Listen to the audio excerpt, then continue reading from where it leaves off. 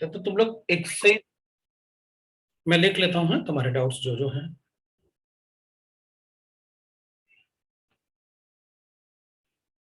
तो एक मिनट रुको, अपन देख लें। तुम लोगों ने डाउट बताया तो थे, वो ऊपर काफी ऊपर चले गए। अब रुकना, अभी है, अभी कुछ नहीं लिखना। डाउट्स एक बार लिख लो।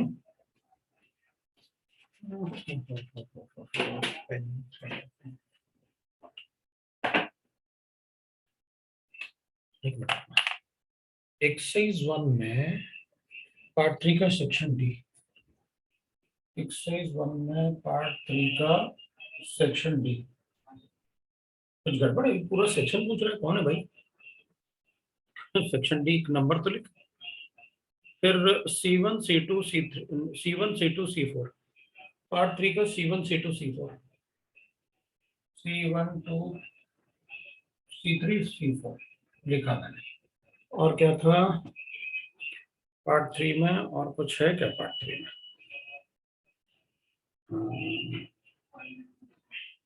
तो एक्सरसाइज 1 का पार्ट 3 सॉल्व नहीं। और रुकना एक मिनट।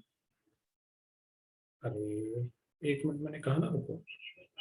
D1 D2 पार्ट 3 का C1 C2 C4 B2 B4 B2 B4, ठीक है। D1 D2 वो देखता हूँ।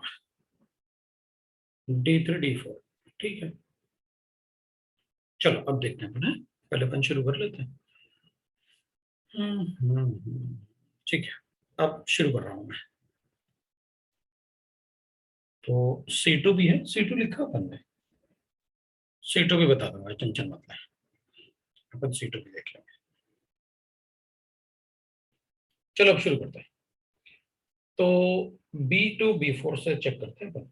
एक मिनट रुकना जरा, ये डिस्प्ले का टाइमिंग बढ़ा दो। Display timings.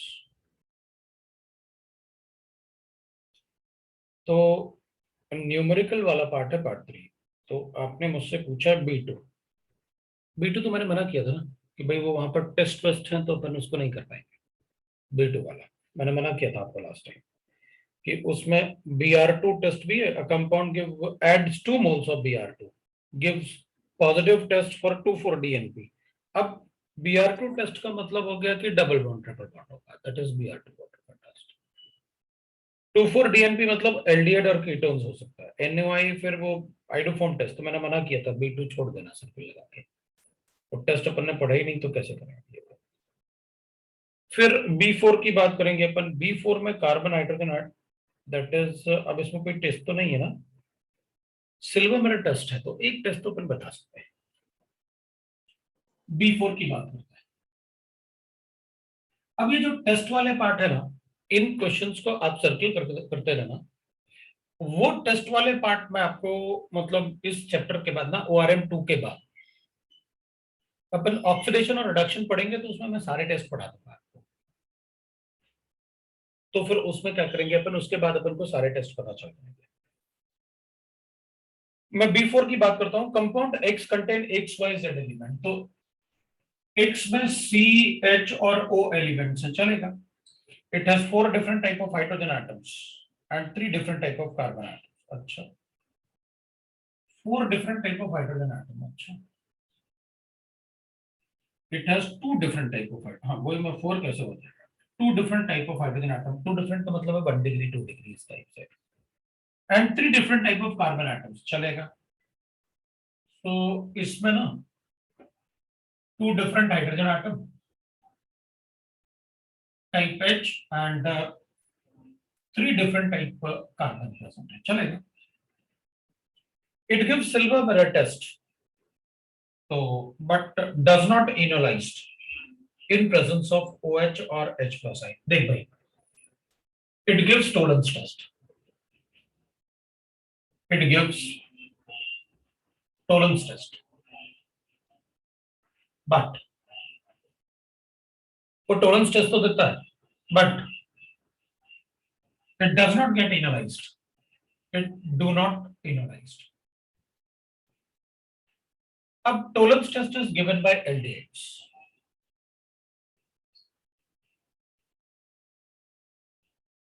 ये पॉइंट्स अपन थोड़ा सा ध्यान रखेंगे। Tollens test is silver mirror test, is given by aldehydes, उसी एचओ ग्रुप से देगा। तो ये टोलेंस टेस्ट है। So the Tollens test is given by aldehydes. ठीक है, the Tollens test is given by aldehydes. तो मतलब इसमें सीएचओ ग्रुप है, ये पता चल गया। और वो कह रहा है कि वो सीएचओ ग्रुप इनोलाइज्ड नहीं होता है। तो अपन कहेंगे ये इनोलाइज्ड सीएचओ ग्रुप इनोलाइज्ड तभी नहीं होगा जब इसमें कोई भी अल्फा हाइड्रोजन एटम ना हो। ये ऐसे हो जाए, कोई भी अल्फा हाइड्रोजन एटम ना हो, तो फिर ये इनोलाइज नहीं हो पाएगा। So it does not get enolised, मतलब इस टाइप के कोई कंपाउंड की बात कर रहा है। अभी कह रहे हैं calculate the molecular weight of the compound of smallest acyclic saturated organic compound X which shows, यही कंपाउंड है ना, देखो इसका मॉलिक्यूलर मास कितना आ रहा है। ये टोलेंस टेस्ट देगा, ये कंपाउंड टोलेंस टेस्ट देगा। ठीक है, ये कंपाउंड टोलेंस टेस्ट देगा। और इसमें दो डिफरेंट टाइप के हाइड्रोजन हैं, एक ये वाला और एक ये 1 डिग्री वाले।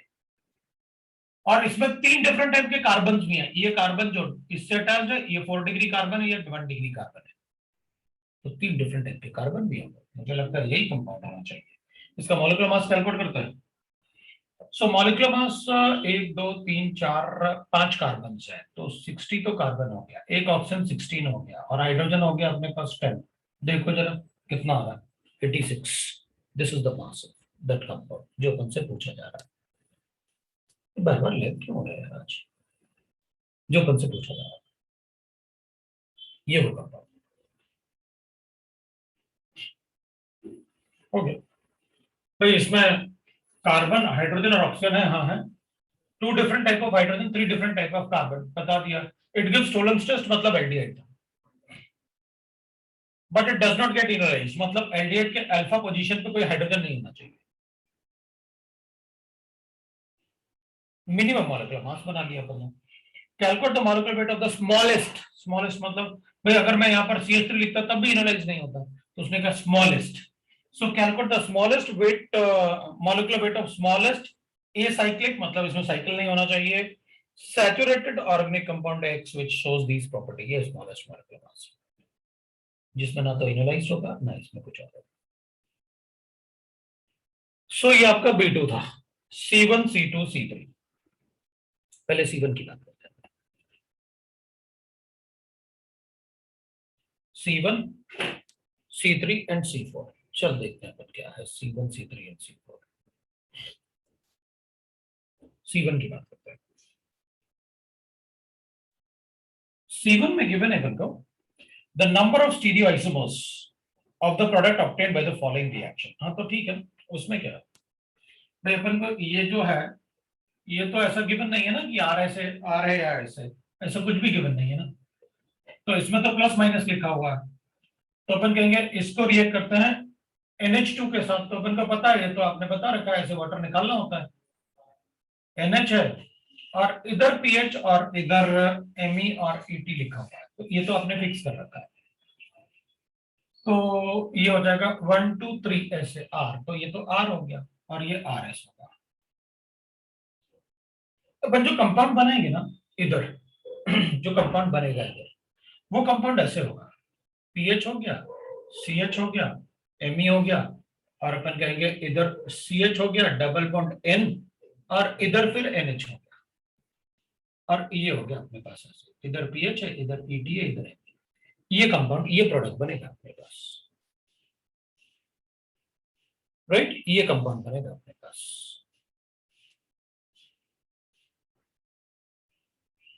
तो वीडियो लैग कर रहा है क्या मेरा, वीडियो लैग कर रहा है क्या?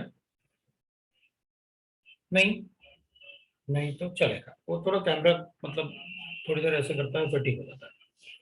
तो कैमरे के लिए तो अपन कोई बात नहीं, अपन चलेगा। तो अभी अपन क्या करेंगे, देखो भाई ये है अपने पास, अब अपन क्या करेंगे, अपन कहेंगे देखो हमें इससे कोई फर्क नहीं पड़ता, ये प्रोडक्ट फॉर्म होगा, इस प्रोडक्ट में दो कायरल सेंटर्स हैं, अगर दो कायरल सेंटर है प्लेन ऑफ सिमेट्री हो नहीं सकती, तो मेरे पास आंसर आ गया, वो आंसर आ गया। भाई आपने कहा कि the number of stereo isomers of the product obtained, बताओ प्रोडक्ट में कितने स्टीरियो आइसोमर होंगे। तो अपन को पता था, एक बार अपन ऐसे ही बोल सकते थे भाई इसमें कैसे बनेंगे, तो अपन कहेंगे देखो एक बार इसमें अपन ने डायस्टीरियो आइसोमर पढ़ा हुआ है, एक बार ये आर आर बनाएगा और एक बार ये एस आर बनाएगा, दो बने ना, तो इसमें प्लेन ऑफ सिमेट्री होगा ना इसमें प्लेन ऑफ सिमेट्री होगा, तो दोनों के डीएल काउंट कर लो, तो दो बार डीएल डीएल काउंट कर दो, हो गया आंसर। अब डीएल डीएल काउंट कर दो, हो गया आंसर। इसका भी डीएल ले लो, इसका भी डीएल ले लो, चारों।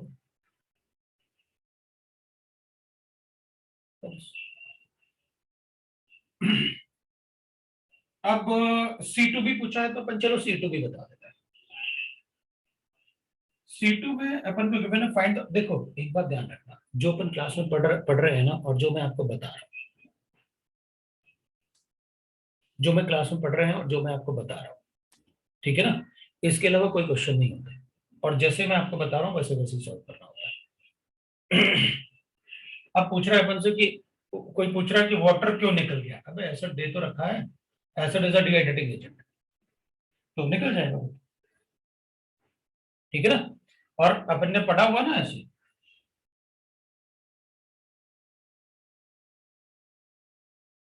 लोग सिनेंटी में बताया था ना वाटर निकलेगा, तो सिनेंटी में बता रखा ना मैंने कि वाटर निकलता है इससे, तो उस बात को ध्यान रखो, मतलब रिवाइज करते रहो, कोई प्रॉब्लम नहीं है।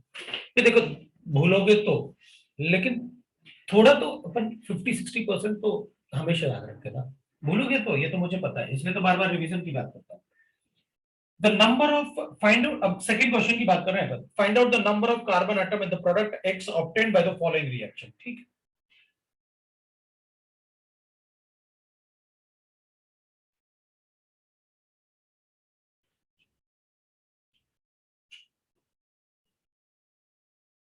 अब इसमें एक बार अपन को क्या करना है, जब 1 और 2 लिखता है मतलब पहले इससे रिएक्ट करना है।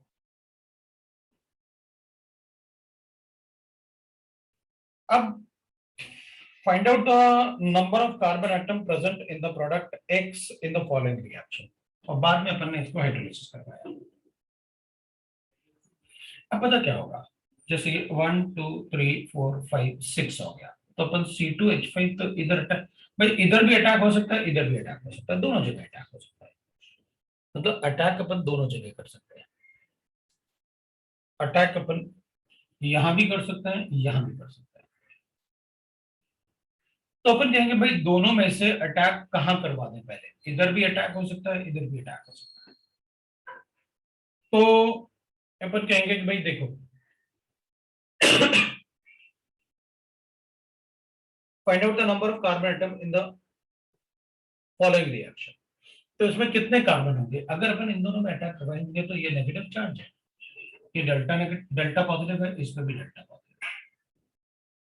तो अपन चेक करेंगे, अच्छा दोनों में से चेक करते हैं कि भाई किस पे रिएक्शन होगा, तो अपन कहेंगे देखो अब मुझे ना पता क्या है कि इन दोनों में से ज्यादा डेल्टा पॉजिटिव चार्ज किसके पास है, ये तुमको बताना है, अगर तुमको ये आ गया तो आंसर आ जाएगा। भाई आंसर तो आ रहे हैं, तुम लोग बता तो रहे हो, लेकिन मुझे सबसे चाहिए, सब लोग बताएंगे आंसर की क्या होगा। अब देखो काफी बच्चों ने बताया, और काफी बच्चों ने मुझे 1 भी बताया, कुछ ने 2 भी बताया, राइट।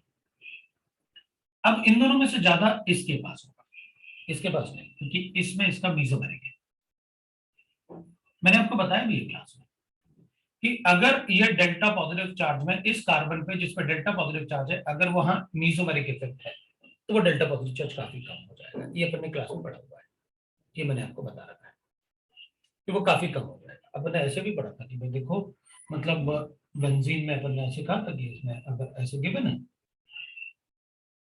तो इसका रिएक्टिविटी कम होगा इससे, इसका रिएक्टिविटी कम होगा उससे। रीजन क्या है? क्योंकि इसमें इसका डेल्टा पॉजिटिव चार्ज जो है ना वो मीसोमेरिक है, इसमें मीसोमेरिक नहीं है, इसमें प्लस आई इफेक्ट है। तो प्लस इफेक्ट तो बहुत वीक होता है मीसोमेरिक से, भाई इधर तो एम इफेक्ट है और उधर आई इफेक्ट है, तो ये बहुत कम हो जाएगा।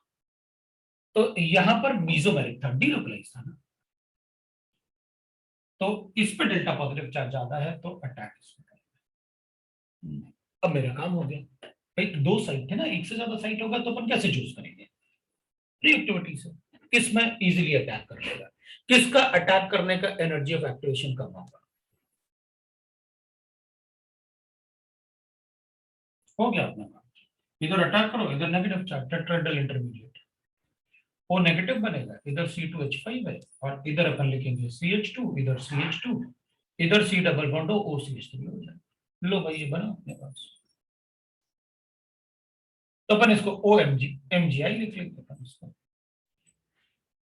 बताओ कोई डाउट है किसी को? हो गया। अब हाइड्रोलिसिस करो, एसिड हाइड्रोलिसिस। तो अपन कहेंगे ये OH में कन्वर्ट होगा, अपन कहेंगे एस्टर का हाइड्रोलिसिस, क्योंकि हाइड्रोलिसिस करोगे तो ऐसा थोड़ी होता है, नहीं नहीं वो कहेगा नहीं भाई हमें यहीं जाना है, इधर नहीं जाएंगे। हाइड्रोलिसिस का मतलब सारा हाइड्रोलिसिस कर देते हैं। इसका भी हाइड्रोलिसिस, उधर OH बना देते हैं, इधर OH बन जाएगा, इधर C2H5 हो गया, इधर दो CH2 थे और इधर हाइड्रोलिसिस होगा तो OH बन जाएगा। अब अगर ये OH बन जाएगा तो कैलकुलेट करो कितने, मतलब इसमें क्या होगा। अगर ये OH बनेगा, भाई ये हाइड्रोलाइज हो गया, ऐसे इधर H कर दिया अपन ने, इधर OH कर दिया, हाइड्रोलिसिस हो गया। अब मुझे बताओ तुम कितने, अब ये प्रोडक्ट बना अपने पास, एक प्रोडक्ट ये बन गया। तो अब तुम मुझे ये बताओ कि इसमें जो प्रोडक्ट बना इसमें कितने कार्बन है? तो 1 2 3 4 5 6 7 कार्बन है प्रोडक्ट।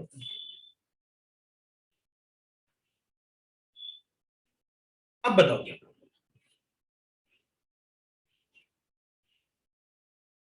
एवरीबॉडी को। C3 की बात करते हैं। अब C3 में अपन कहेंगे देखो, C3 में क्या है अपने पास, C3 में C3 में given number of product obtain from the given reaction, ठीक है, नंबर ऑफ प्रोडक्ट की बात कर रहे हैं ना, ठीक है। तो अपन को एक बात पता है सर, आप ऐसे लिखते हो, CH2 है ना, हाँ CH3 CH2, C double bond, इधर H। आपने क्लास में बता रखा है कि भाई देखो इसमें ना KCN रिएक्ट कर, NaCN से बता रखा है आपने, CN पहले अटैक करेगा इसमें, और वो भी टॉप साइड और बॉटम साइड, मतलब मुझे रेशनल मिक्सचर मिलने वाला है। ये जो यहाँ पर मिलेगा, तो आधा टॉप साइड अटैक होगा और आधा बॉटम साइड अटैक होगा, ये बनेगा। ये खुद ही मतलब रेशनल मिक्सचर है, मतलब दो प्रोडक्ट काउंट करूंगा इसको, क्योंकि इसमें कायरल सेंटर जनरेट हो रहा है। आपने नंबर ऑफ प्रोडक्ट पूछे थे मुझसे, फिर ये दो प्रोडक्ट हो गए अपने पास। अब मेरे पास H बनेगा ये, तो अब इसको बाद में आपने क्या किया, H2SO4 भी लिखा हुआ है तो मैं इसको ऐसे कर लूंगा। आपने H2SO4 भी लिखा हुआ है तो मैं इसको ऐसे कर लूंगा, that is CH3 CH2 C H, एक CN लिख लेता हूं, एक C, इसको OH कर लेता हूं, ये बन गया मेरे पास।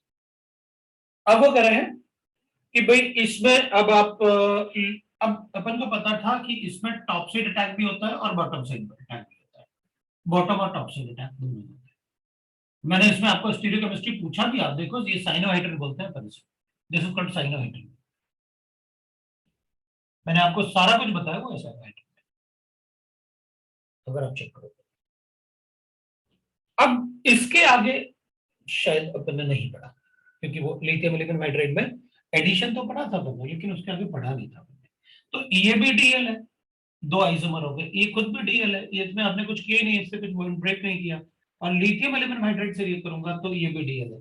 लेकिन यहाँ पर लिथियम एल्यूमिनियम हाइड्राइड का उन्होंने वैसे ही डाल दिया क्वेश्चन, उनको नहीं डालना चाहिए था अभी, क्योंकि मैंने पढ़ा ही नहीं। रिडक्शन होगा इसका, तो इसका रिडक्शन जब आपने अभी तक दिया ही नहीं, पढ़ाया नहीं, तो मैं कैसे बताऊं। ये CH2NH2 बन जाएगा रिडक्शन के बाद, तो अभी भी एक ही कायरल सेंटर है तो इसका भी डीएल होगा, दो आइसोमर बन गए। भाई इसमें भी ये और इसका मिरर इमेज, तो इसमें भी ये और इसका मिरर इमेज, तो उसमें भी वो और उसका मिरर इमेज, क्योंकि आपने रिडक्शन इसका किया, इधर से कोई बॉन्ड थोड़ी ब्रेक किया। तो वैसे ही वो इसमें क्वेश्चन, तो प्रोडक्ट अपना वो बन गया, टू प्रोडक्ट्स हो गए, क्योंकि ये डीएल है तो दो प्रोडक्ट होता है। अब रिडक्शन मैंने इसलिए नहीं बताया क्योंकि अपन को पता है रिडक्शन का बात ही नहीं करनी थी। रिडक्शन ऑक्सीडेशन तो RM2 के बाद आप पूरा चैप्टर पढ़ाओगे रिडक्शन ऑक्सीडेशन से रिलेटेड, इसलिए मैंने बताया नहीं।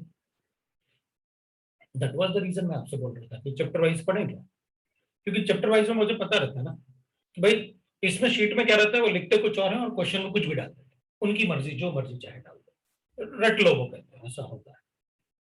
रटना ही है तो फिर याद इतना थोड़ी याद कर पाएंगे। तो एक सीक्वेंस बना के अपन रखेंगे ये, लेकिन सिंस ये इस टाइप के टेस्ट जो टॉलरेंस टेस्ट वगैरह वो काफी इजी होते हैं और वो स्कूल में भी काफी पढ़ाया जाता है, स्कूल में पढ़ाया गया होगा, बट मैं भी पढ़ाऊंगा लेकिन अभी नहीं बता रहा था। अब दूसरा अपन लिखेंगे, दैट इज C4 भी पूछा ना, तो मैं हाँ C4 भी पूछा तो मैं C4 बताऊंगा। अब C4 में अपन को गिवन है दैट इज लाइक दिस है C4। C4 है ammonia gas, ammonia react with the gas, ammonia reacts with the gas fumes produced when methanol is passed through the copper tube. The compound obtained is polycyclic. How many rings does it contain? The number of nitrogen atom in that. How many rings it contains? Ammonia reacts with the gas. Ammonia react with the gas. Fumes produced when methanol is passed through copper tube. जब मैं methanol को copper tube से पास करूंगा तो ये gas बनता है, उससे अमोनिया को रिएक्ट करवाना है। पहले तो ये क्वेश्चन भी बनाते हैं तो ऐसे बनाते हैं कुछ भी, मतलब बताओ मैंने क्या सोचा। 573 मतलब थोड़ा सा एक सीक्वेंस रहे ना। अब इसी को सीधे सीधे लिख देते, मेथनॉल को कॉपर के साथ रिएक्ट करके एक गैस बनेगा और उसको अमोनिया से रिएक्ट करवाएंगे। The compound obtained is polycyclic. अच्छा, फिर इससे ये रिएक्ट करेगा तो पॉलीसाइक्लिक बनेगा।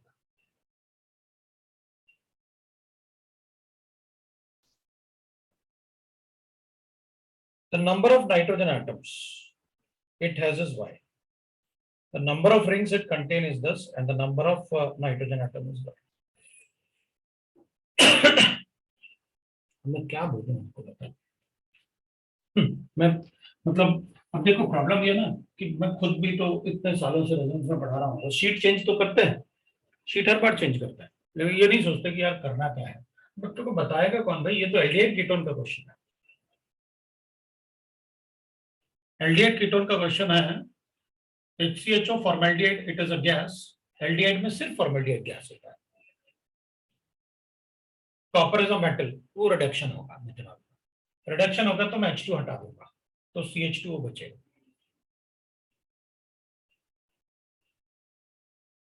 वो फॉर्मेल्डिहाइड। और फॉर्मेल्डिहाइड को रिएक्ट करना होता है अमोनिया के साथ। फॉर्मेल्डिहाइड को मैं खुद भी बताऊंगा ये उसमें एल्डिहाइड कीटोन से। तो अमोनिया के साथ इसको रिएक्ट करेंगे तो इसके 6 मोल्स इसके 4 मोल्स रिएक्ट करेंगे, वो रिएक्शन। तो इससे जो कंपाउंड बनेगा दैट इज कॉल्ड यूरोट्रोपाइन। ये होता है urotropine, CH2O6N4। No doubt it is important compound, तो एल्डिहाइड कीटोन में पढ़ते हैं ना। तो अपन क्या करेंगे इसको, तो ये जो रिएक्शन के बाद जो पॉलीसाइक्लिक कंपाउंड बना वो यूरोट्रोपाइन है। एंड यूरोट्रोपाइन जो होता है काफी इंपॉर्टेंट कंपाउंड भी होता है। This with concentrated nitric acid. This with concentrated nitric acid is used. Nitric acid, HNO3 लिख देता हूँ, is used as research and development explosives, वो रिसर्च एंड डेवलपमेंट एक्सप्लोजिव्स में यूज होता है एल्डिहाइड कीटोन में। अगर स्कूल में किसी को एल्डिहाइड कीटोन पढ़ाया है तो वो बताया होगा।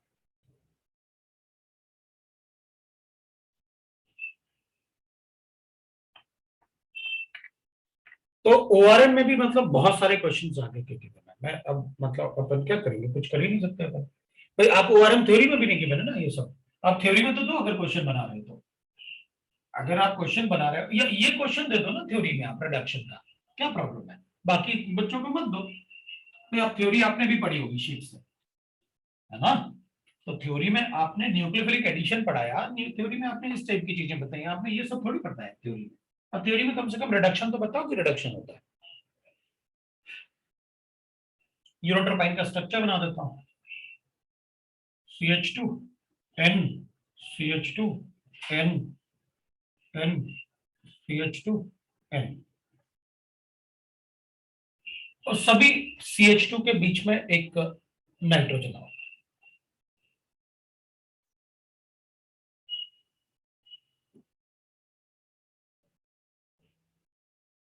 एंड डेवलपमेंट एक्सप्लोजर्स,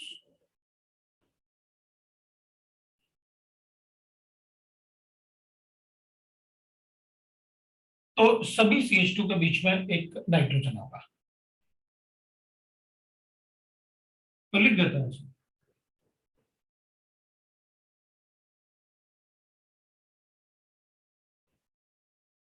लो काउंट करें, हम इसमें काउंट कर लेंगे।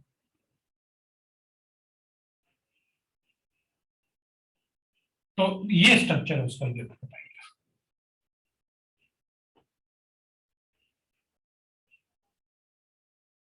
राइट, ये स्ट्रक्चर है उसका जो अपन को पता है। तो अब अपन से क्या पूछा था क्वेश्चन में, वो बता देते हैं अपन भाई, है इसमें। ऐसे क्वेश्चन टेस्ट में थोड़ी आएंगे, अभी टेस्ट में दे ही नहीं सकता ना ऐसे क्वेश्चन। अमोनिया रिएक्ट्स विद, क्योंकि जब तक रिडक्शन नहीं पढ़ाऊंगा मैं रिएक्शन कैसे बता सकता, कैसे एक्सपेक्ट कर सकता हूँ आपसे कि आप बताओगे। तो पढ़ाओगे तो बताऊंगा ना। How many rings does it contain is x, the number of nitrogen atom present is y। अपन को x का वैल्यू बताना है और y अपन को पता है। नंबर ऑफ नाइट्रोजन एटम तो 4 हो गए, x का वैल्यू अपन को बताना है, तो टोटल अपन से पूछा है report your answer as x plus y, x into y. 1 2 3 rings हो गए, लो गए यहाँ पर, वो अपना क्वेश्चन देख लो।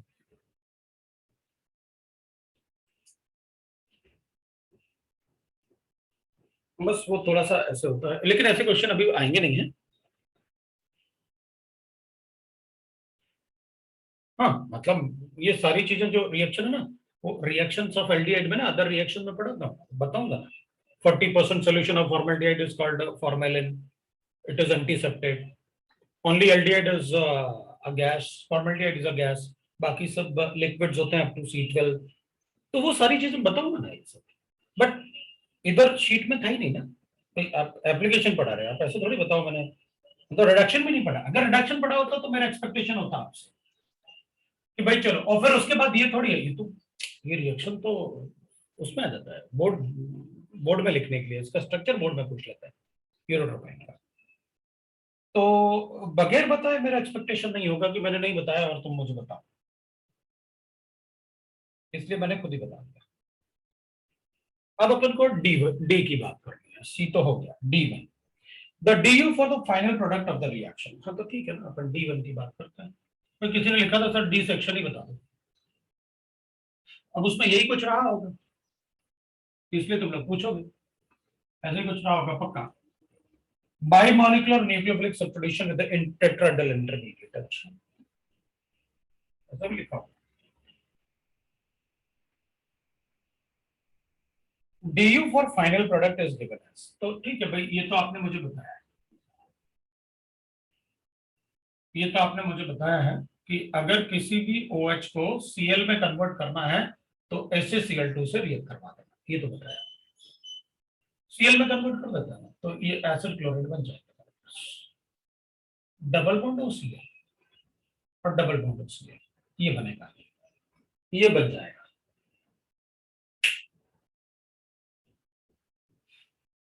अब अपन कहेंगे ठीक है, अब इसमें किसके साथ रिएक्ट करवाना है, तो अपन कहेंगे ये तो अच्छा क्वेश्चन है, इसमें कोई प्रॉब्लम नहीं होना चाहिए।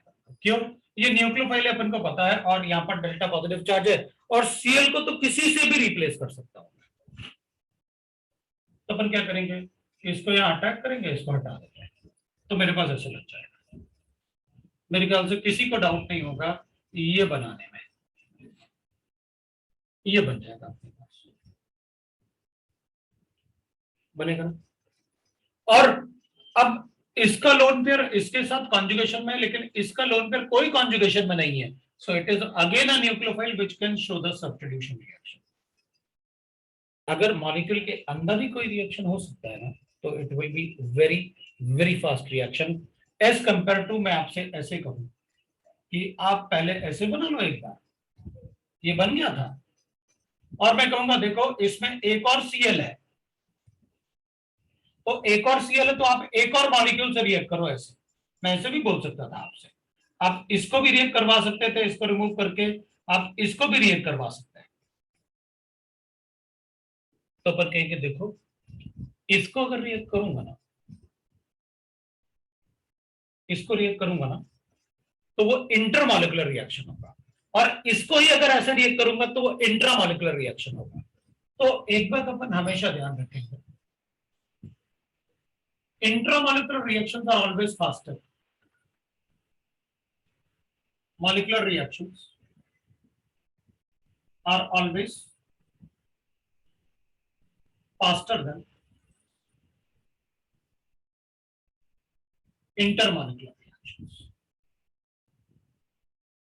Intermolecular reaction मतलब अगर with in the molecule possibility है तो आप उसी को करोगे रादर देन की between the molecules, because between the molecules में अपन को क्या करना पड़ेगा, इन दोनों को रिएक्ट करना होगा, और इसमें क्या होगा, with in the molecule reaction हो रहा है, तो उसको ना कोई मतलब उसमें कोई प्रोबेबिलिटी होगी कि भाई अटैक कर पाएगा या नहीं कर पाएगा, और 6 मेंबर रिंग बन रहा है।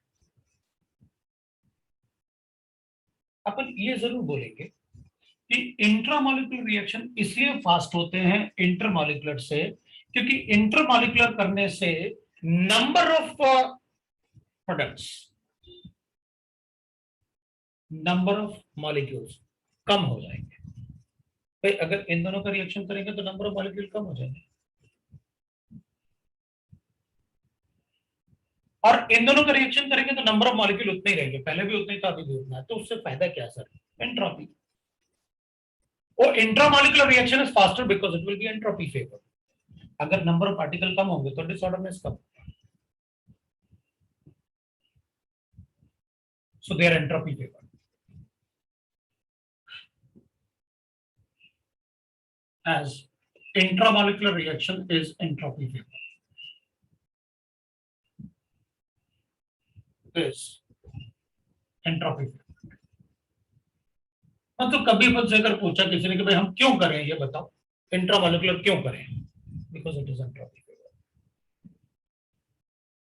सो that is how we can write that. तो अपन इसको ऐसे बता सकते हैं। तो अब जो प्रोडक्ट बनेगा वो अपने पास ऐसे बनेगा, इधर Cl हटाते हैं तो जो प्रोडक्ट बना अपने पास ऐसे बना दो, ये लो भाई, ये C डबल बॉन्ड हो गया, इधर NH हो गया और एक और NH हो गया और इधर C डबल बॉन्ड हो गया। लो दिस इज द प्रोडक्ट। क्या पूछा था अपन से, अपन से पूछा था the DU in the final product, एक 2 रिंग्स हैं और 5 पाई बॉन्ड है, 7 हो गए, 2 रिंग्स हैं और 5 पाई बॉन्ड से तो हो गए।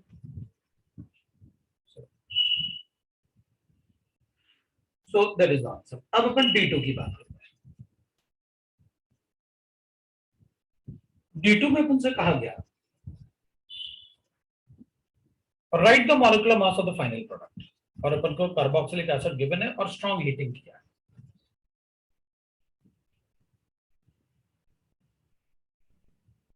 मैं एक पार्ट अपन यहां डिस्कस कर रहे हैं, डिकार्बोक्सिलेशन।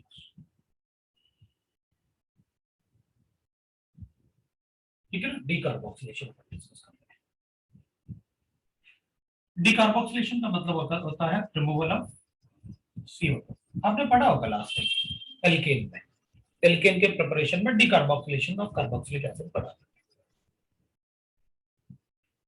अब डीकार्बोक्सिलेशन ऑफ कार्बोक्सिलिक एसिड में अपन कहते हैं कि भाई हमारे पास अगर कोई कार्बोक्सिलिक एसिड है तो इसको अपन रिएक्ट करते हैं NaOH के साथ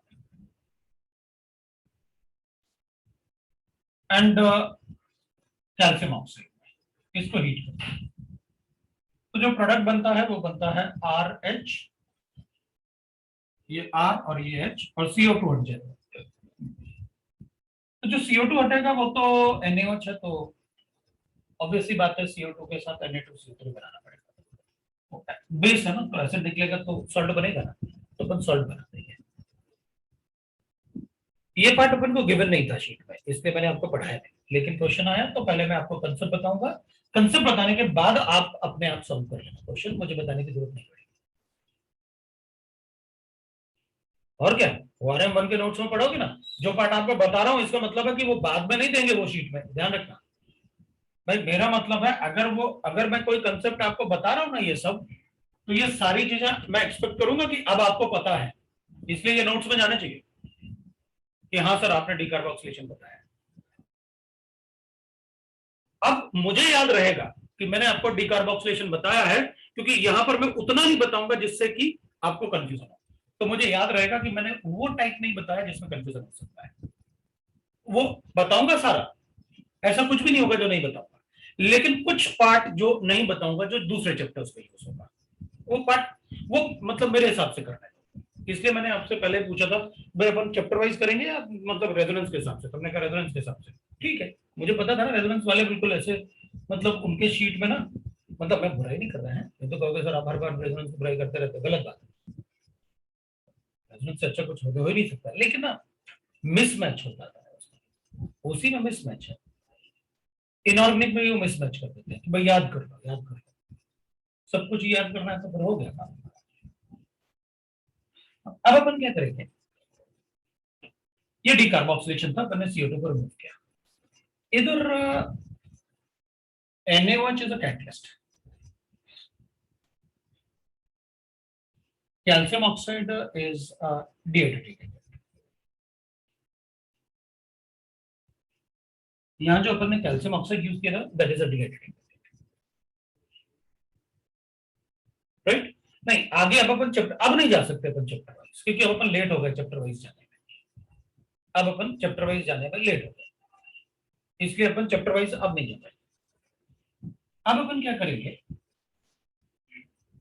कि डीकार्बोक्सिलेशन में अपन कहेंगे देखो सर, पहले अपन ने जब कैटलिस्ट लिखा तो अपन ऐसे लिखा, मैंने थोड़ा सा मैकेनिज्म लिखा, अपन कार्बोक्सिलिक एसिड को रिएक्ट करवाते हैं NaOH के साथ, लेकिन कोई टेंशन नहीं है, मैं अपने हिसाब से अरेंज करूंगा, आप चिंता मत करना, मैं जो भी करूंगा बस ये समझ लेना कि हमें समझ में आए सर वैसा करेंगे, चाहे वो चैप्टर वाइज जाए या ना जाए उससे फर्क नहीं पड़ता मेरे को, क्योंकि ऑब्वियसली बात है, मुझे थोड़ी हाँ भाई सिलेबस खत्म हो गया अब बताओ क्या करना है, ऐसे नहीं, तुमको समझ में नहीं आया तो मेरा भी कोई काम नहीं हुआ ना, तो मेरा काम नहीं होगा, इसलिए ये तो टेंशन नहीं लेना कि चैप्टर वाइज आप जाओ या ना जाओ, आपको समझाना तो पड़ेगा, इसलिए कोई टेंशन नहीं।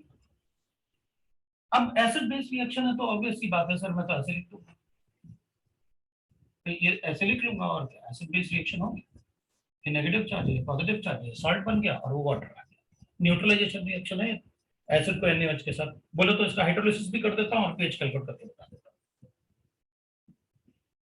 तो अपन कहेंगे देखो ये CH3 लेंगे तो एसिटिक एसिड हो जाएगा, और क्या अपन क्या करेंगे, आपने एसिड बेस हाइड्रोलिसिस किया, now this water which is formed ना इज एब्सॉर्ब्ड बाय सी,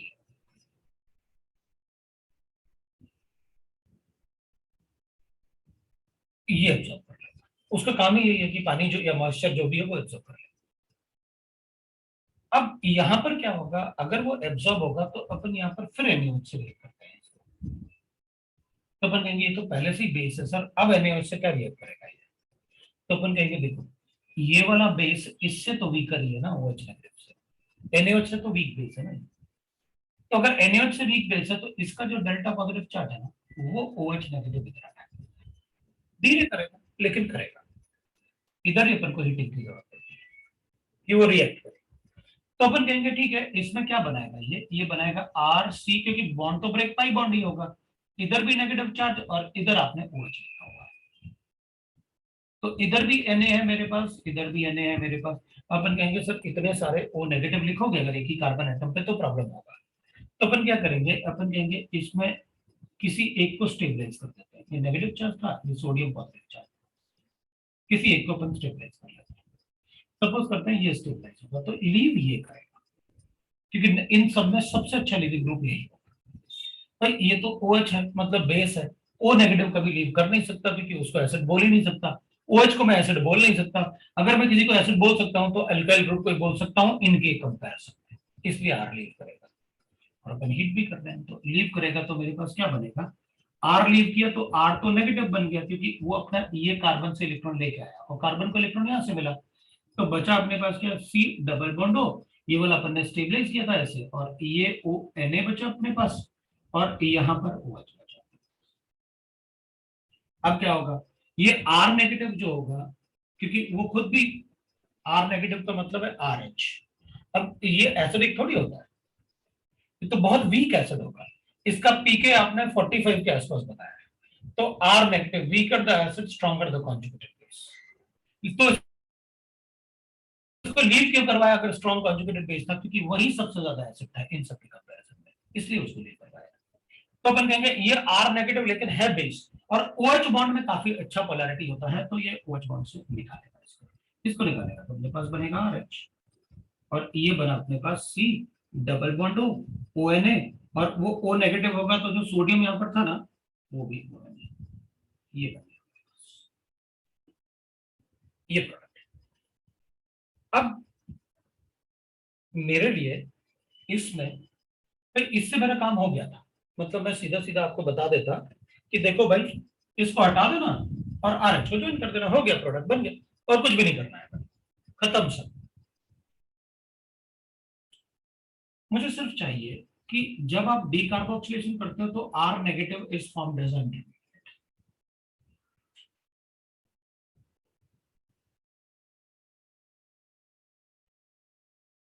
जब आप डीकार्बोक्सिलेशन करते हो तो जो R नेगेटिव इंटरमीडिएट बनता है, मतलब जब CO2 को तो हटाओ लेकिन पहले एक बार इसको R नेगेटिव बनाना और इसको H पॉजिटिव बनाना, बाद में दोनों को जोड़ देना तो प्रोडक्ट बनता है, उतना ध्यान रखना पड़ेगा। उससे क्या होगा, तो कुछ होगा तभी मैं बता रहा हूँ कि अपन को इतना ध्यान रखना पड़ेगा, अदरवाइज अगर सिर्फ डीकार्बोक्सिलेशन करना है ना, CO2 को हटा दो, इसको जोड़ दो, खत्म हो गया सोडा लाइन से, दिस इज द प्रोडक्ट जैसे अपन को बता। अब अपन कहेंगे ठीक है, डीकार्बोक्सिलेशन में हमको पता है CO2 कैसे निकालना है। अब डीकार्बोक्सिलेशन होता है कैसे, सोडा लाइन।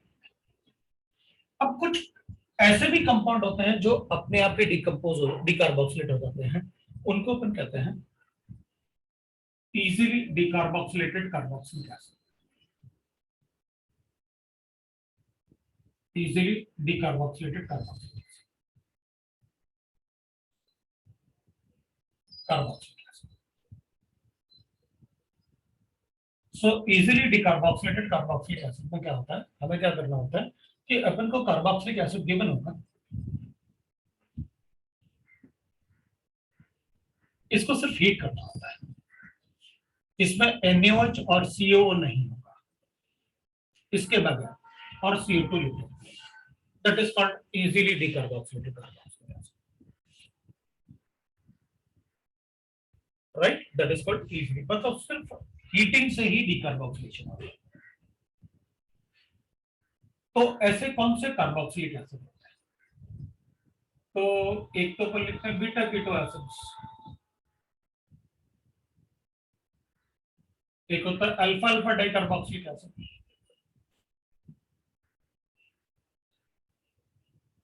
एक होगा that is beta gamma carboxylic acid,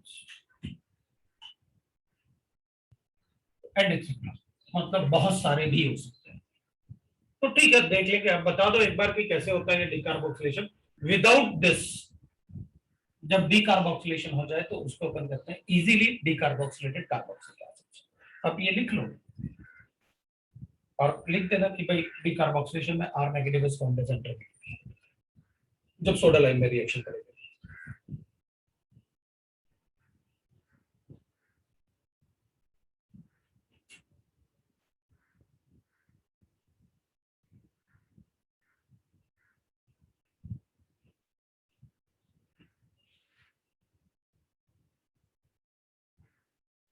आप ये मैकेनिज्म लिख लो, फिर मैं आपको बताता हूँ। फिर अपन बाद में कुछ ठीक एग्जांपल भी कर लेंगे कि भाई अपन को कुछ भी गिवन है ऐसे ना, जैसे मान लो ऐसे लिखा हुआ है कि बेंजीन है, बेंजाइक एसिड है, इसको सोडा लाइम से रिएक्ट, ठीक है बेंजीन बना दूंगा, हो गया।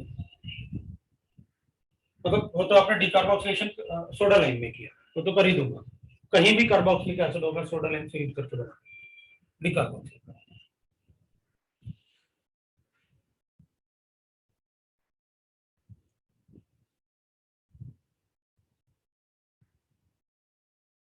हो गया।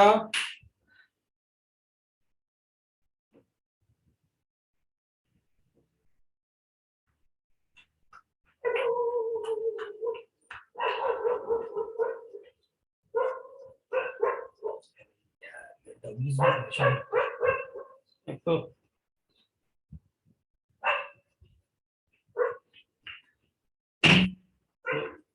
लोग खुद भी परेशान करें, उनके लोग भी परेशान करें।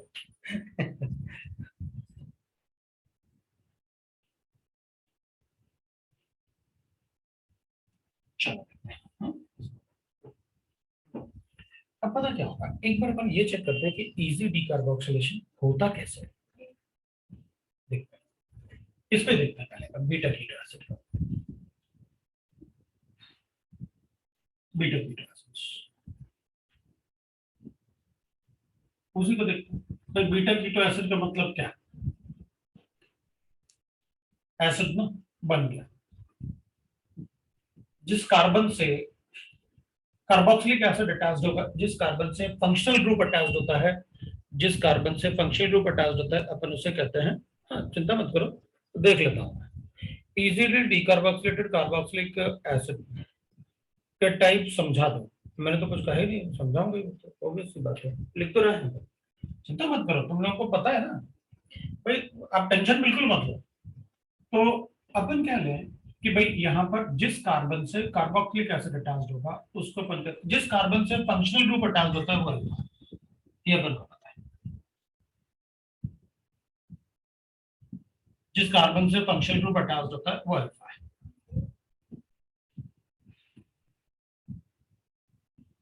ये अपन को पता है, ठीक है। तो ये अल्फा हो गया, तो ये बीटा हो गया, ये गामा हो गया, ये थीटा डेल्टा जो लिखना है लिखा, बीटा पे कीटो लगा देना, ये बीटा कीटो एसिड। तो अपन को पता है बीटा कीटो एसिड आप ऐसे कुछ भी लिख सकते हैं, ये बीटा हो गया, इस पर कीटो बना लो भाई, बीटा कीटो एसिड। तो अल्फा अल्फा डाइकार्बोक्सिलिक एसिड मतलब एक ही कार्बन पे दो कार्बोक्सिलिक एसिड लगा तो alpha alpha carboxylic acid, alpha पे भी कार्बोक्सिलिक एसिड अल्फा पे भी कार्बोक्सिलिक।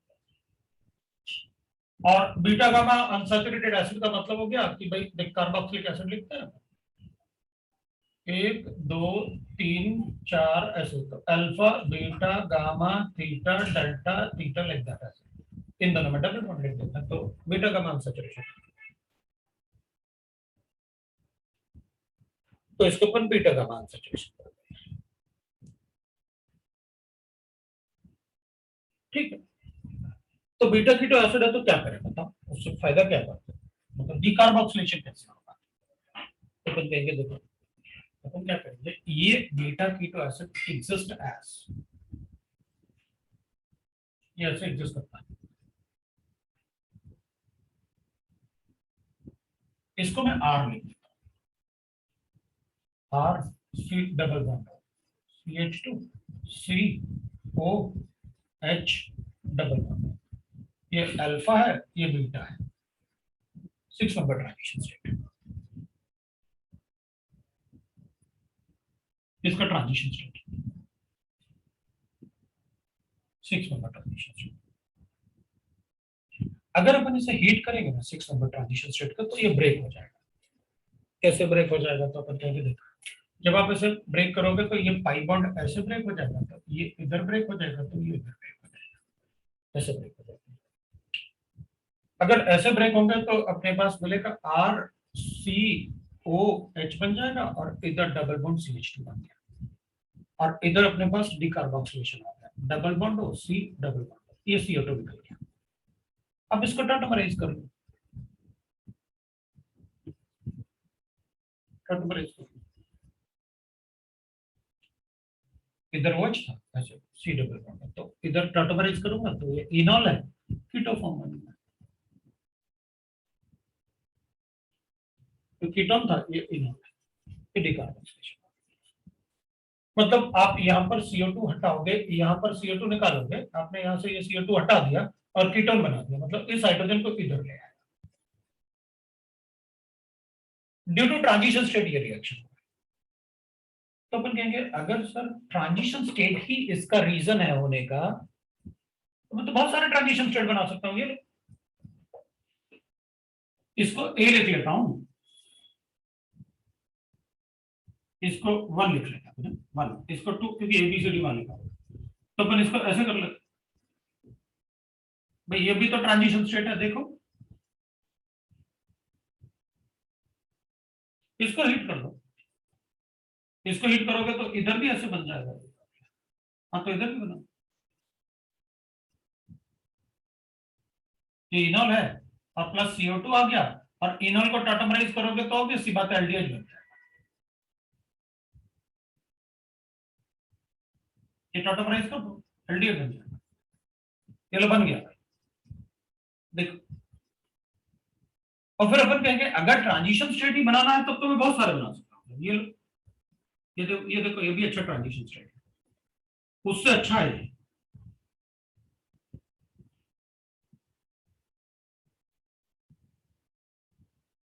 इसको हिट कर दो तो इसमें ऐसे बन जाएगा।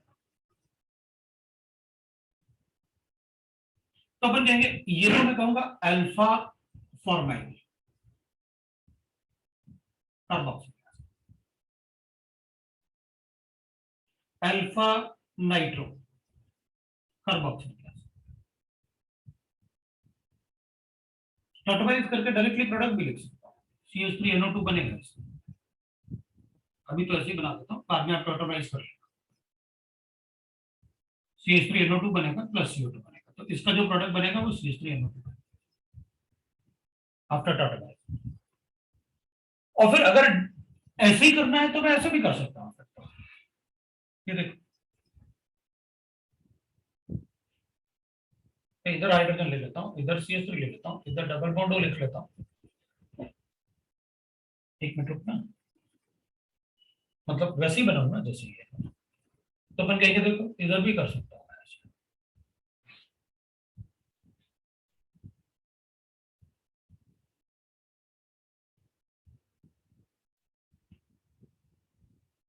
जैसे ये लिखा था, ऐसे मैं इधर भी ये लिख देता हूँ।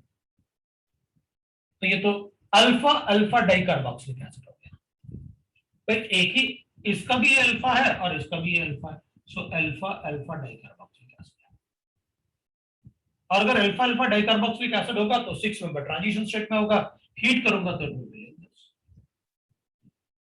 टॉटोमराइज करूंगा तो एक CO2 हट जाएगा। You get like this.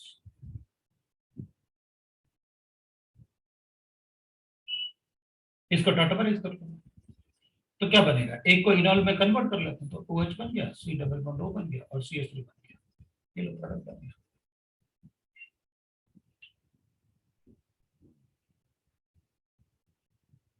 मतलब अगर 6 नंबर ट्रांजिशन स्टेट पॉसिबल है तो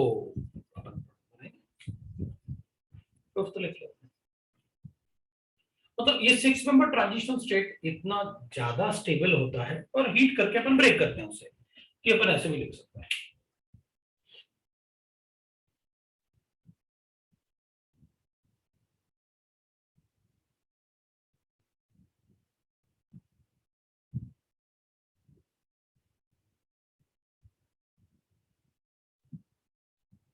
ये डेल्टा पॉजिटिव चार्ज काफी ज्यादा होगा क्योंकि कार्बोक्सिलिक एसिड है, ये इसके पाई इलेक्ट्रॉन क्लाउड को भी अट्रैक्ट कर सकता है। ये पाई इलेक्ट्रॉन क्लाउड है ना जो, उसको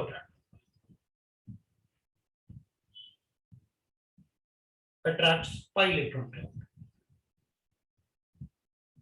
उससे ट्रांजिशन स्टेट बना लेगा, इतना ज्यादा स्टेबल होता है। तो अपन कहेंगे ठीक है, ये इधर शिफ्ट करता है, ये इधर शिफ्ट करता है और इस बॉन्ड से इधर बनाता है।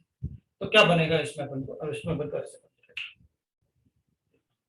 CH2 जो बना अपने पास, CH2 एक हाइड्रोजन इधर आ गया और इधर C इधर H था और इधर डबल बॉन्ड आ गया, इधर डबल बॉन्ड ये आ गया और ये C डबल बॉन्ड और डबल बॉन्ड CO2 आ गया, डिकार्बोक्सिल। अपन इसको और भी अच्छा दिखता है अगर अपन इसको ऐसे लिख लें। जो कंपाउंड मुझे गिवन था ना, ये अल्फा बीटा और gamma, so beta gamma unsaturated acid है, इसकी बात कर रहे हो आप, बीटा गामा अनसैचुरेटेड। इसमें इलेक्ट्रॉन क्लाउड को ही अट्रैक्ट कर रहा है, ठीक है। तो 6 मेंबर ट्रांजिशन स्टेट है। अब पाई बॉन्ड पहले ब्रेक करना शुरू करेगा क्योंकि ये तो सिग्मा बॉन्ड है, तो पाई बॉन्ड इधर शिफ्ट होगा तो ये इधर शिफ्ट होगा तो ये इधर शिफ्ट होगा, फिगर लाइक दिस। तो अपन कहेंगे देख भाई, पहले डबल बॉन्ड बीटा गामा में था, अब डबल बॉन्ड अल्फा बीटा में, मतलब डबल बॉन्ड का चेंज तो आया, पोजीशन का चेंज तो आया। मतलब बीटा गामा में डबल बॉन्ड की पोजीशन भी पूछ सकते हैं कि पहले डबल बॉन्ड इन दोनों में था, अब डबल बॉन्ड बताओ किस में होगा, अपन बस ये बता सकते हैं, ये होगा। अब इनमें कहीं भी अपन ने सोडा लाइन यूज नहीं किया, हमने सिर्फ कैलकुलेशन किया है, सिर्फ डीकार्बोक्सिलेशन किया है on the basis of 6 member transition state. मैंने सिर्फ 6 मेंबर ट्रांजिशन स्टेट के बेसिस पे ही डीकार्बोक्सिलेशन किया है। तो अगर कोई मुझे ऐसा देगा तो मैं ऐसे भी कर सकता हूं। अगर 6 मेंबर ट्रांजिशन स्टेट ही रीजन है तो एक बार चेक करके देखते हैं।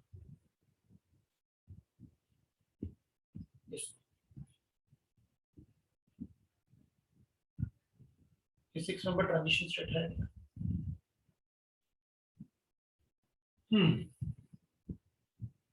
इसमें 6 नंबर ट्रांजिशन स्टेट है, ये 3 हो गया और ये ज्यादा हो गया, ज्यादा हो जाएगा कार्बोक्सिलिक एसिड, तो ये तो 6 नंबर ट्रांजिशन स्टेट नहीं, तो इसमें नहीं करते, तो अपन को 6 नंबर ट्रांजिशन स्टेट कंपल्सरी है, इसमें नहीं। तो रिंग्स में अपन को बेंजीन रिंग वगैरह में जनरली नहीं पूछेंगे क्योंकि वहां 7 नंबर बन रहा है, लेकिन इधर बन रहा है। एलिफेटिक में ही पूछेंगे, इसलिए मैंने तीनों लिखे हुए हैं, तीनों अपने सिलेबस में थे, वो मैंने वहीं लिख दिया। लेकिन अगर कभी ऐसा बने, आपने लिखा हुआ है यहाँ पर, ये बीटा कीटो एसिड है जो कि ऐसे एग्जिस्ट करता है, ये बीटा कीटो एसिड, और इसको अपन बोलते हैं कि अल्फा अल्फा डाइकार्बोक्सिलिक एसिड, इसको अपन beta, that is beta gamma unsaturated acids.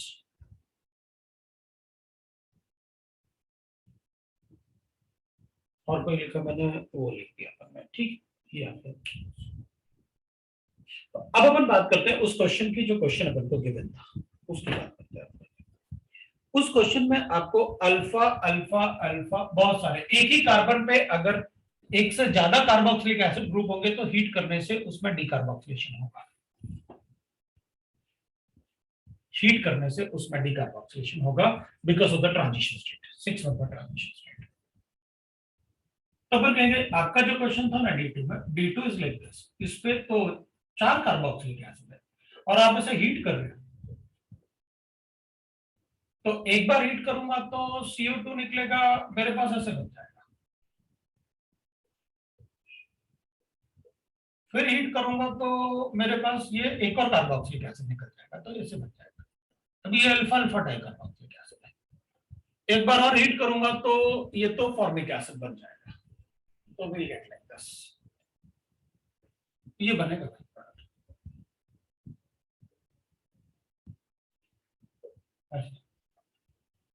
इधर फिर CO2 निकला अपने पास, तो फॉर्मिक एसिड, अब ये डाइकार्बोक्सिलिक एसिड नहीं है, तो that is the product of the reaction. तो उस रिएक्शन में जो आपने D2 मुझसे पूछा था, उसमें मैंने आपको डीकार्बोक्सिलेशन बता दिया। D2 वाले में स्ट्रॉन्ग हीटिंग से what is the molecular mass of the compound, ये मॉलिक्यूलर मास है कंपाउंड, ठीक है।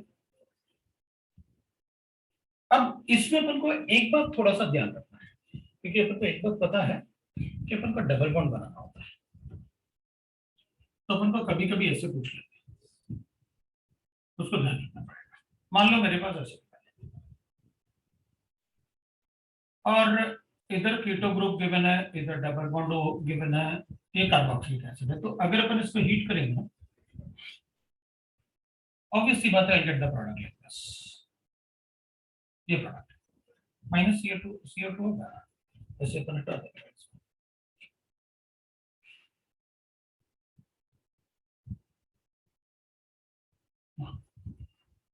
तो बाद में फिर टॉटोमराइज करेंगे। तो पहले मैं थोड़ा सा हटाता हूँ इसको, ऐसे बता देता हूँ, तो फिर टॉटोमराइज भी करके दिखा देता हूँ, इसलिए मैंने उसको हटाया कि थोड़ा सा पता रहेगा ना बंदों कि हाँ सर आप टॉटोमराइज नहीं करोगे बाद में। तो पहले अपन को ये मिल गया, अब टॉटोमराइज कर लो इसको, क्या फर्क पड़ेगा, लो भाई प्रोडक्ट बना दिया, ये प्रोडक्ट बन गया। अब अगर मेरे पास ऐसे गिवन है और इधर कार्बोक्सिलिक एसिड है, तो अपन कहेंगे डी कार्बोक्सिलेट कर देता हूँ, माइनस CO2 करके अब बना देता हूँ, वो सेम ही तो है, इसको क्यों बनाएंगे भाई, इसको तो आप ऐसे इसमें भी ऐसे कर दूंगा, उसमें क्या है, ये वाला बॉन्ड इधर शिफ्ट होगा, ये इधर शिफ्ट होगा और ये वाला बॉन्ड इधर शिफ्ट होगा, राइट। मैं क्या चाहता हूं कि इसको ऐसे बनाना चाहता हूं, तो अपन कहेंगे उसमें क्या है, ऐसे बना लो, ये बन गया, इधर हुआ छोड़ो, तो ऐसे तो होगा अपना, ये OH बन जाएगा, इधर CO2 बनेगा और CO2 निकल जाएगा, बाद में अपन टॉटोमराइज कर लेंगे।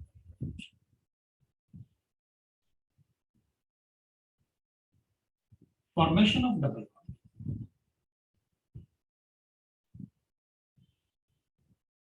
at bridgehead carbon atom is not possible, is not possible, क्योंकि ये sp2 है, आपको अच्छे से पता है। ब्रिज हेड का मतलब वो ऐसे होता है, ब्रिज हेड का मतलब ऐसे होता है, ये ब्रिज हेड है। अब मैं यहाँ पर डबल बॉन्ड नहीं बना सकता, यहाँ पर मैं डबल बॉन्ड नहीं बना सकता, क्यों नहीं बना सकते, अरे भाई ये पिरामिडल शेप जैसे है, और पिरामिडल शेप में मैं डबल बॉन्ड कैसे बनाऊंगा, तो अगर मुझे डबल बॉन्ड बनाना है तो डबल बॉन्ड के लिए मुझे क्या करना पड़ेगा, अगर मुझे डबल बॉन्ड बनाना है तो ये प्लेनर होना चाहिए, ये तीनों सिग्मा बॉन्ड एक ही प्लेन में होना चाहिए। ब्रिज हेड पे ना तो कभी कार्बोकेटाइन बनता है और ना ही कभी डबल बॉन्ड बनेगा ब्रिज हेड पे, इसका मतलब है दिस इज नॉट पॉसिबल। तो फिर ये बीटा कीटो एसिड तो है, ये अल्फा है, ये बीटा, ये बीटा कीटो एसिड तो है, लेकिन डिकार्बोक्सिलेट नहीं हो सकता, क्यों, क्योंकि ब्रिज हेड पे डबल बॉन्ड बनेगा, डबल बॉन्ड बनता है ना जब डिकार्बोक्सिलेशन होता है, ये ब्रिज हेड तो नहीं होता, इसमें तो हो जाएगा, इसमें नहीं होगा क्योंकि ये ब्रिज हेड पे बन रहा है, और ब्रिज हेड पे डबल बॉन्ड नहीं बनता है, ब्रिज हेड ना तो कार्बोकेटाइन बनता है और ना ही डबल बॉन्ड बनेगा ब्रिज हेड पे, तो वहां पर अपन डबल बॉन्ड नहीं बना पाएंगे, इसको तो फिर वो नहीं बनेगा। तो एक तो आपका ये D2 हो गया था।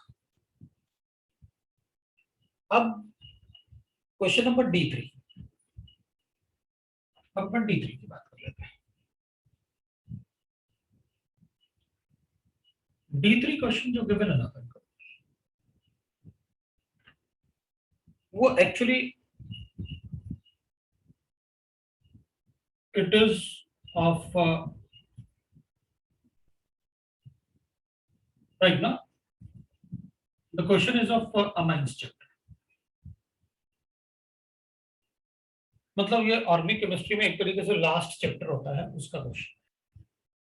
अब चलो जनरल क्वेश्चन देते तो भी अपन कर लेते, लेकिन आपने लास्ट चैप्टर का नेम रिएक्शन दे दिया,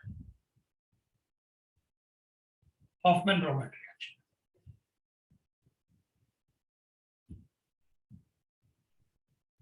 इसको बोलते हैं अपन हॉफमैन ब्रोमाइड रिएक्शन।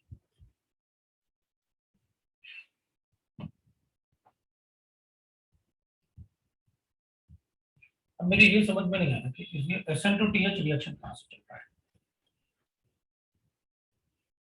मुझे SN2TH तो अभी तक समझ में नहीं आया कहां पर है SN2TH। टेट्राहेड्रल इंटरमीडिएट कहां है? टेट्राहेड्रल इंटरमीडिएट इधर तो sp2 है बेस्ड। अब ये Hoffmann bromide reaction, Hoffmann bromide reaction में क्या होता है कि अपन अमाइड्स को रिएक्ट करते हैं Br2 के साथ इन प्रेजेंस ऑफ बेस, कोई भी बेस ले लीजिए, NaOH और KOH, दोनों में से कोई भी ले सकता है। आप KOH भी ले सकते हो और NaOH भी ले सकते हो, दोनों में से कोई भी ले सकते हो बेस। तो ये जो है अमाइड्स में कन्वर्ट होता है। तो यहाँ पर अमाइड तो ऐसे होते हैं groups, this is called amide, और ये कन्वर्ट होगा RNH2 में, और ये वाला जो CO है ये हटा देंगे, ये वाले CO को अपन हटा देंगे, ये रिमूव करते हैं अपन, तो वो CO जो है वो हट जाएगा। इसलिए अपन इसको हॉफमैन ब्रोमाइड की जगह ऐसे ही बोलते हैं कि आपने इसमें एक कार्बन एटम प्रोडक्ट में कम होगा as compare to the reactant. Reactant के कंपैरिजन में प्रोडक्ट में एक कार्बन एटम कम होगा, इसलिए अपन इसे हॉफमैन डिग्रेडेशन रिएक्शन भी बोलते हैं। डिग्रेडेशन मतलब कार्बन का नंबर कम करना, और कार्बन का नंबर कम इजीली नहीं होता, या तो उसमें डीकार्बोक्सिलेशन होता है या फिर हॉफमैन ब्रोमाइड रिएक्शन होता है। So due to decrease in carbon atom in the product, in carbon atom in product, it is called Hofmann degradation reaction. It is also called Hofmann degradation reaction. तो अपन इसे degradation reaction,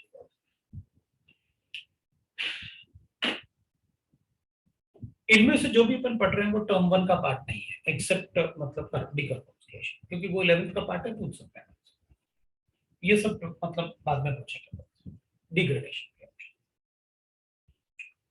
आपको कुछ नहीं करना है degradation reaction में, आपको क्या करना है कि ये R को इस एंड से अटैच कर देना, बस, दैट इज हॉफमैन डिग्रेडेशन।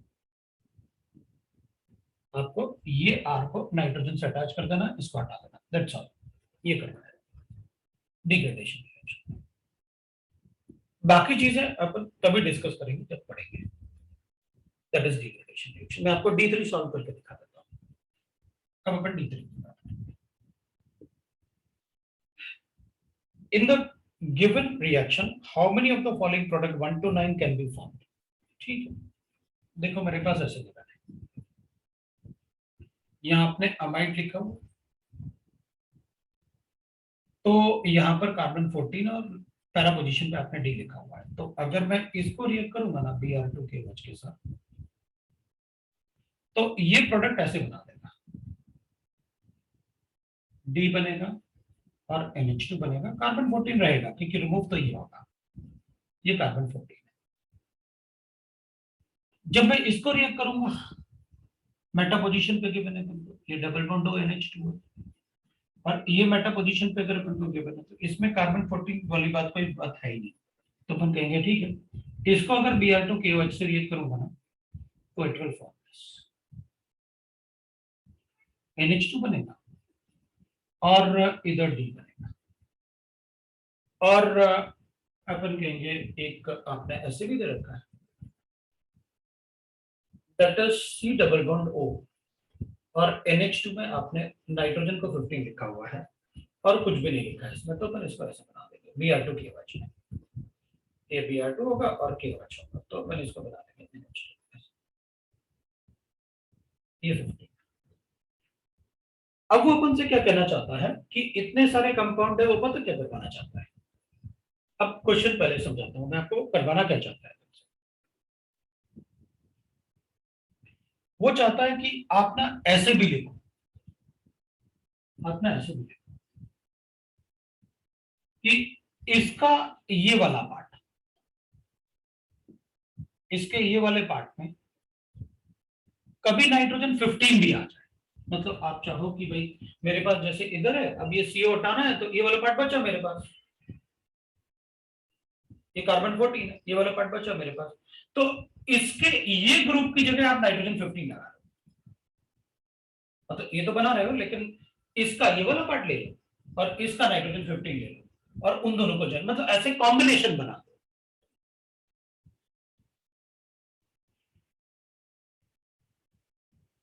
ऐसे कॉम्बिनेशन बना, लेकिन वो कॉम्बिनेशन नहीं करते। क्यों?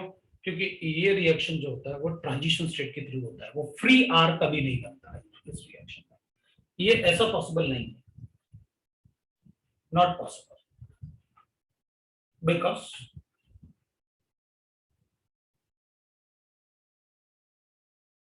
द आर ग्रुप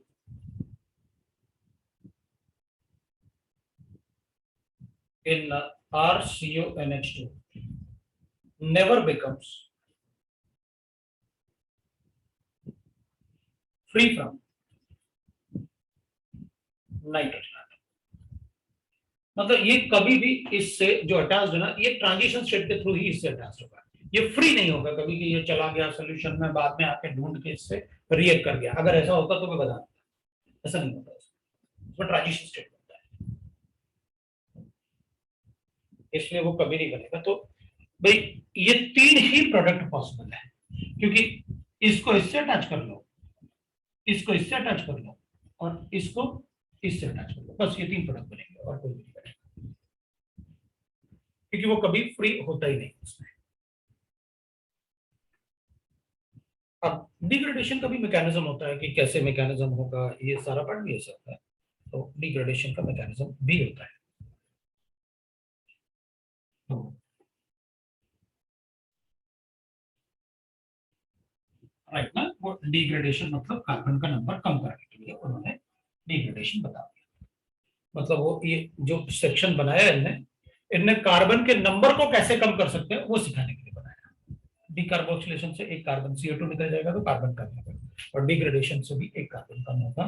तो डिग्रेडेशन रिएक्शंस होता है कि किसी भी रिएक्टेंट में कार्बन का नंबर कम करना है तो कैसे कम करेंगे, या तो कार्बोक्सिलिक एसिड बना के उससे CO2 हटा दो, या फिर आप हॉफमैन ब्रोमाइड रिएक्शन, ये डिग्रेडेशन रिएक्शन।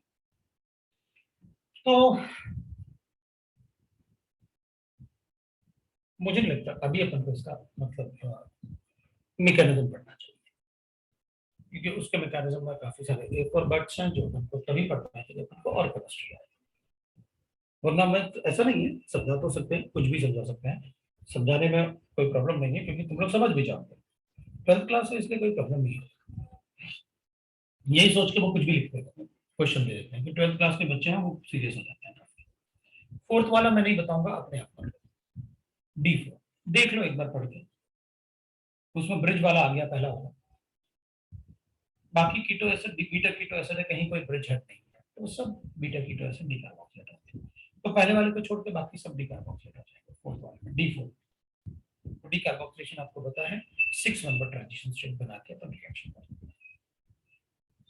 अब D5 की बात करते हैं, मुझे नहीं पता D5 में, लेकिन अपन एक बार देखते हैं। D5 में अपन को गिवन है इफ फॉर्मिक एसिड, ठीक है, ये एसिटिक एसिड, ये लो प्रोपेनोइक एसिड, ये लो 3 कार्बन एटम वाला एसिड, एंड बेंजोइक एसिड, ठीक है, ये लो, इनको मिक्स करना है, are mixed with phosphorus and bromine,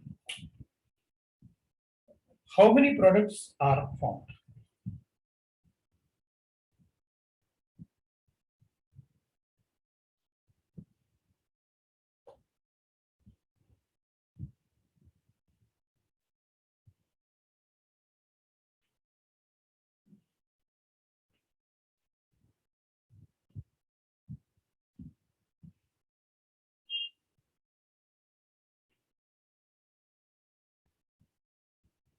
क्या बोले हैं, मतलब ये पूरे के पूरे सारे मतलब क्वेश्चन देके थ्योरी में नहीं दिया, लेकिन क्वेश्चन देके सारा कुछ पूछ लेंगे तुमसे, क्वेश्चन दे दो और सारा कुछ पूछ लो भाई। D5 D6 अपने आप कर लेना, ऑफमैन ब्रोमाइड रिएक्शन।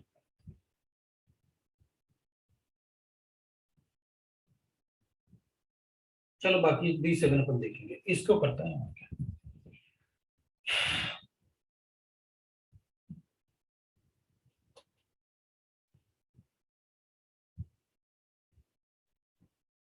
ये कार्बोक्सिलिक एसिड चैप्टर का क्वेश्चन है, कार्बोक्सिलिक एसिड। अब अगर सिर्फ क्वेश्चन होता ना तो अपन पढ़ लेते, but that is a name reaction. ये HBZ रिएक्शन के नाम से पढ़ेंगे, जैसे ऑफमैन ब्रोमाइड पढ़ा है ऐसे अपन इसको HBZ रिएक्शन करते हैं, carboxylic acid.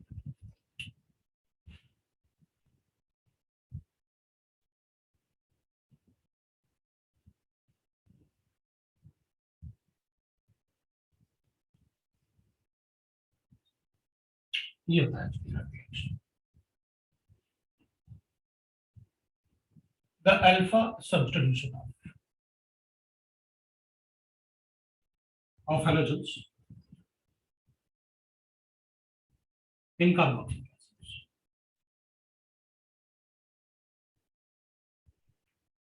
in presence of phosphorus plus halogens। उसमें हेलोजन और फास्फोरस में हेलोजन जो लेते हैं अपन को Cl2 एंड Br2 ले सकते हैं। I2 जनरली नहीं लेते हैं क्योंकि I का कार्बन के साथ बॉन्ड जो होता है वो वीक बनेगा साइज बड़ा होने की वजह से। तो अपन लिखेंगे दैट इज HBZ रिएक्शन में अगर मेरे पास ऐसे गिवन है और इसको मैं रिएक्ट करूंगा विथ फास्फोरस प्लस Br2 के साथ, तो अल्फा सब्स्टिट्यूशन कर देता हूँ, इधर Br लिखता हूँ, डबल बॉन्ड हो और OH, इसको वापस रिएक्ट करता हूँ P प्लस Br2 से, तो बनेगा PH, इधर बनेगा अपने पास P प्लस Br2 से, फिर अल्फा सब्स्टिट्यूशन कर दूंगा इसमें, तो CH3 C, एक बार Br एक बार Br और इधर COOH बना, इसको फिर प्लस B प्लस Br2 से रिएक्ट करता हूँ, तो अब अल्फा का हाइड्रोजन एटम है ही नहीं, तो फिर सब्स्टिट्यूशन नहीं होगा। तो ऐसे क्रॉस लिखूंगा मतलब नो रिएक्शन है, क्रॉस का मतलब नो रिएक्शन, मतलब सिर्फ अल्फा सब्स्टिट्यूशन होता है, यहाँ पर सिर्फ अल्फा सब्स्टिट्यूशन। अब ये होता है HBZ रिएक्शन, इसमें Cl2 भी हो सकता है Br2 भी हो सकता है। Br2 अच्छा यील्ड देता है, मतलब परसेंटेज ऑफ प्रोडक्ट Br2 में ज्यादा होता है H2 के कंपैरिजन में, but this is the reaction that we require, this is called HBZ reaction. तो कार्बोक्सिलिक एसिड में एक ही तो रिएक्शन होता है और वो HBZ रिएक्शन। अब अपन कहेंगे ठीक है भाई इसमें तो अल्फा हाइड्रोजन एटम ही नहीं है, नो रिएक्शन, तो रिएक्शन ही नहीं होगा। इसमें अल्फा हाइड्रोजन एटम है तो अपन लिख लेते हैं प्लस Br, तो बना देते हैं CH2Br बना देते हैं और COH बना देते हैं, अल्फा सब्स्टिट्यूशन कर देते हैं, ये अल्फा है, इसमें ये अल्फा है बीटा है, तो इसमें P प्लस Br2 लिखूंगा, तो अपने पास इधर भी आ जाएगा CH3CH, इधर भी Br लिखते हैं और COH, और इधर there is no alpha hydrogen atom, so P plus Br2 no reaction, no alpha hydrogen atom, तो रिएक्शन नहीं होगा। तो इन तीनों में, इन चारों में से सिर्फ ये और ये रिएक्ट करेगा, ये दोनों रिएक्ट नहीं करेंगे क्योंकि अल्फा हाइड्रोजन एटम है, इसलिए वो रिएक्ट नहीं करेंगे। तो क्वेश्चन में उससे उसने पूछा था अपन से if this are how many, क्या पूछा था अपन से, then how many product are form, अपन कहेंगे ये दोनों बन गए, और हाउ मेनी क्या लिखा है, पॉसिबल प्रोडक्ट या how many product, how many product ही लिखा हुआ है क्योंकि एक प्रॉब्लम आ रहा है ये, इसलिए मैंने पूछा क्या पूछा है, क्योंकि अपन आंसर 3 लिख सकते हैं, इसमें कैरल सेंटर, कैरल सेंटर होगा तो मैं DL काउंट करूंगा, how many products, chiral centre होगा तो मैं DL काउंट करूंगा, तो 3 प्रोडक्ट बता, 3 product, which we said reaction।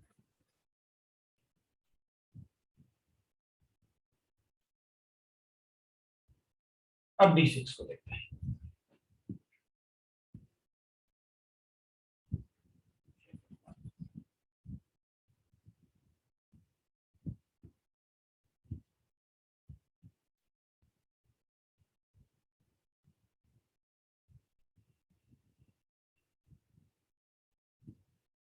तो अब D6 की बात करते हैं। D6 में अपन को गिवन है, नहीं अब छोड़ नहीं सकते इन क्वेश्चन को, अब तो पढ़ लिया ना, खत्म हो गया क्वेश्चन। छोड़ नहीं सकते, छोड़ तो सकते थे अपन पहले, अब नहीं छोड़ सकते। अब मैं बोलता ना कि इसको भी छोड़ दो तो तुम लोग कहते सर पहले ही आपने एक क्वेश्चन छुड़वा दिया, वैसे छोड़ते रहेंगे तो पूरा थोड़ी छोड़ देंगे। तो ठीक है ना, कोई बात नहीं, उसको अपन ORM1 में पढ़ लेते हैं, कोई प्रॉब्लम नहीं है, छोड़ेंगे नहीं इसे। लेकिन ये अभी टेस्ट में नहीं आने वाले हैं, ये सब टेस्ट में नहीं आएगा, आज का जो टेस्ट है उसमें नहीं आएगा। तो अपन क्या करेंगे, अपन पढ़ेंगे दैट इज D6। D6 में मुझे गिवन है व्हेन दिस रिएक्ट्स, इधर अपन को H गिवन है, इधर D गिवन है, इधर PH गिवन है, इसमें कायरल सेंटर है और इसमें C double bond of NH2 है। और एक बार मैं अमाइड लिखूंगा CH3 C double bond of NH2, और इसमें अपन लिखेंगे दैट इज H, इधर CH3 है, इधर D है, इधर C double bond of NH2 is mixed with Br2KOH। हाँ तो ठीक है ना, करो ना, ये तो अभी तो बताया आपने, हॉफमैन ब्रोमाइड रिएक्शन। तो how many products are formed, obviously बात है अपन यहाँ कहेंगे, ये जो है H, PH, D और NH, एक ये बनेगा, और इसमें कोई रेशमाइजेशन नहीं होगा क्योंकि इसमें अपन को ये फिक्स गिवन है 1 2 3, ये R, इधर अपन को गिवन है 1 2 3, ये भी R, इसलिए ये R ही बनेगा बस एक। इसमें तो ये बनना ही था ऐसे, इसमें तो पैरेलल सेंटर भी नहीं है, इसमें है तो इसको अपन ऐसे बनाएंगे H D CH3 और NH2, ये NH2, ये प्रोडक्ट बनेगा और ये भी R, मतलब टोटल 3 प्रोडक्ट बनेंगे। तो अपन इसको 2 काउंट नहीं कर सकते, DL नहीं काउंट कर सकते, वो प्योर है तो ये भी प्योर होगा। मैंने आपसे कहा था कि ये जो R है ये कभी भी सॉल्यूशन में फ्री नहीं होगा, ये सीधा यहां से यहां अटैच हो जाएगा। तो ये वाला बॉन्ड कभी फ्रीली ब्रेक नहीं होगा, ये सीधा ट्रांजिशन स्टेट से इधर अटैच हो जाएगा। तो अगर वो R है तो R ही रहेगा, अगर ये R है तो R ही रहेगा, मतलब एक ही प्रोडक्ट बनेगा। RS अपन तब बोल सकते थे इसको जब ये फ्री हो जाता, और उसके बाद जब ये ऐसे बन जाता, मतलब ये ऐसे बनता कि अपन कहते हैं भाई H है, C है, इधर PH है और इधर H, इधर D है, और फिर अपन कहते हैं कि देखो ये R इधर ना ये फ्री बन गया। अब NH2 को अटैक करेंगे तो एक बार टॉप साइड अटैक, एक बार बॉटम साइड अटैक, अपन ऐसा बनता ही नहीं, तो हमेशा ऐसे बनता, ये तो इधर से ऐसे बना C हट जाएगा, तो डायरेक्टली ऐसे बनता है ट्रांजिशन स्टेट के। सो दैट इज D7 डीकार्बोक्सिलेशन है, वो भी सोडा लाइन में अपने आप बता देना, आपको पता है सिर्फ कार्बोक्सिल कैसे करते हैं, तो सोडा लाइन में आप डीकार्बोक्सिलेशन बता देना। अब आप एक्सरसाइज 2 पूछ सकते हो, अब आप एक्सरसाइज 2 पूछ सकते हो मुझसे। तो खत्म हो गया ना, इसके सारे कंसेप्ट तो बता दिए इसके, अब इसमें कोई कंसेप्ट नहीं है।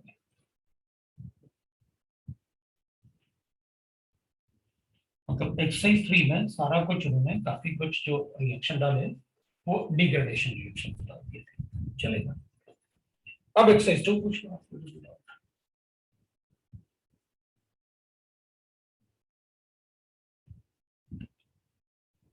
एक्सरसाइज 2, तुम्हारा तो फिजिक्स का क्लास का टाइम है, फिजिक्स का क्लास है ना अभी तुम्हारा, अभी फिजिक्स का क्लास कितने बजे है? 12 बजे। क्या करना है, कंटिन्यू कर सकते हो 6 10 12,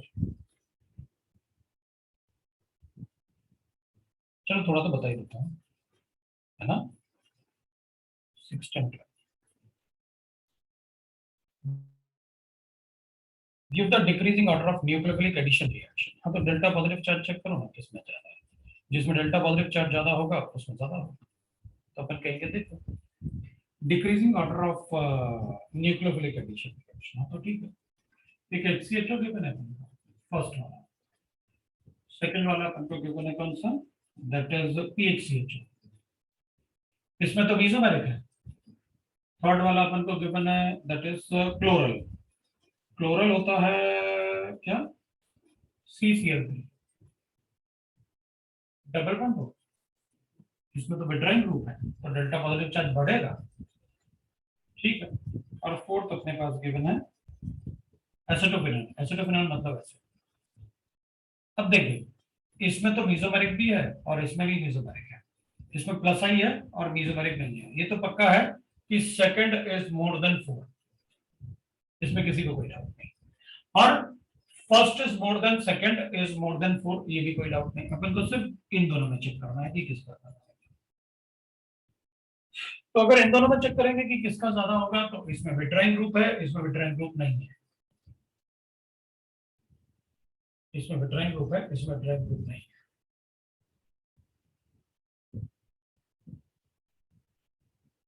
It is the only aldehyde which is in gaseous state, gas की वजह से उसकी थर्मल एनर्जी ज्यादा होती है, तो थर्मल एनर्जी ज्यादा होने की वजह से इसकी रिएक्टिविटी ज्यादा होगी। तो अपन कहेंगे 1, फिर लिखेंगे 3, उसके बाद तो गैसियस स्टेट की वजह से उसकी रिएक्टिविटी ज्यादा है। क्वेश्चन नंबर 3 में अपन को गिवन है कि अगर हमारे पास ऐसे गिवन है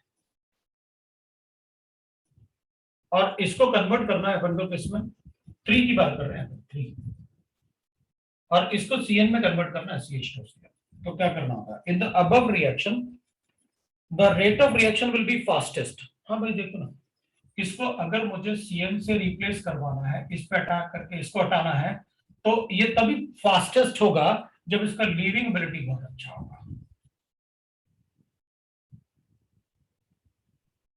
तो चलो चेक करते हैं कि जो एनाइन अपन को ऑप्शन में गिवन है उन सब में सबसे ज्यादा एसिडिक कौन सा है, वाटर, अमोनिया, कार्बोक्सिलिक एसिड, ये भी कार्बोक्सिलिक एसिड।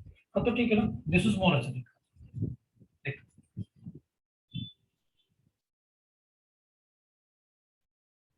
ये थोड़ी ज्यादा एसिडिक होगा, ये ज्यादा एसिडिक होगा।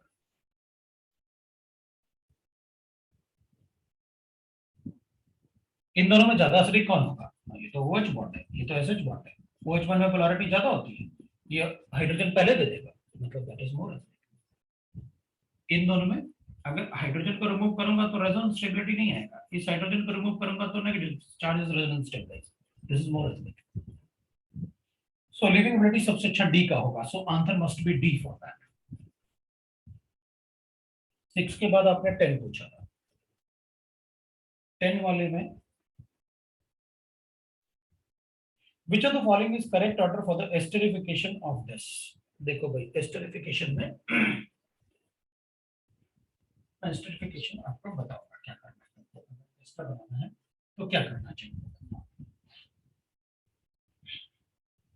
देखो अपन सबको पता है एस्टरिफिकेशन कैसे होता है, मैंने आपको एस्टरिफिकेशन बताया।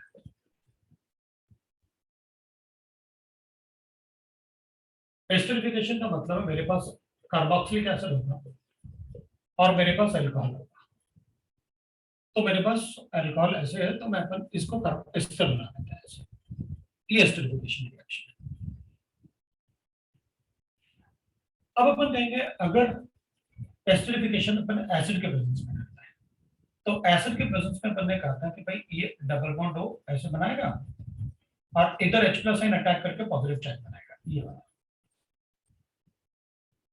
अब अपन कहेंगे अगर इसमें डेल्टा पॉजिटिव चार्ज, इधर स्टेरिक हिंड्रेंस कम होगा तो ये अल्कोहल इस पे इजीली अटैक कर देगा और वाटर में कर देगा।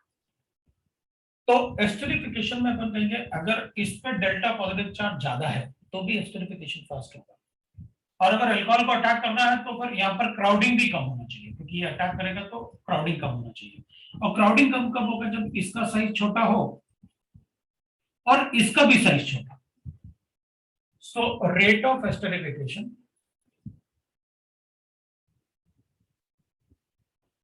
Is inversely closely proportional to size of alcohol and size of acid. Size of acid. तो दोनों ही केस में अच्छा रिएक्शन होगा, लेकिन अगर दोनों में से किसी एक फैक्टर को देखना है तो अपन कहेंगे फिर एसिड का साइज ज्यादा डोमिनेट करेगा, मोर डोमिनेट, तो ज्यादा इंपॉर्टेंट होगा।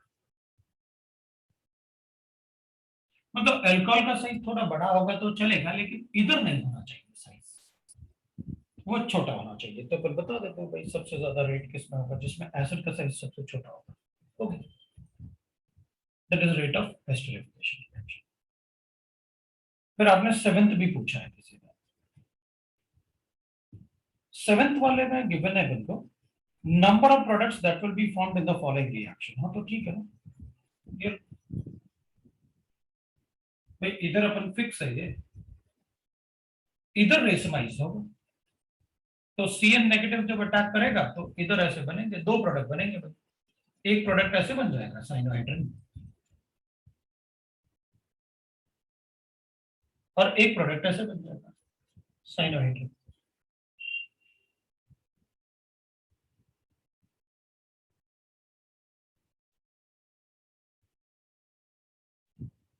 एक प्रोडक्ट ये बन भाई, इस पे थोड़ी कोई चेंज आएगा, इस पे अटैक करेगा तो इस पे रेसमाइज कर लो, ये बने डायस्टीरियोसिस, एक ये बनेगा एक ये बनेगा, बस खत्म, ये तो फिक्स है, इसमें कोई चेंज नहीं आ रहा, इसमें आर एस आ जाएगा।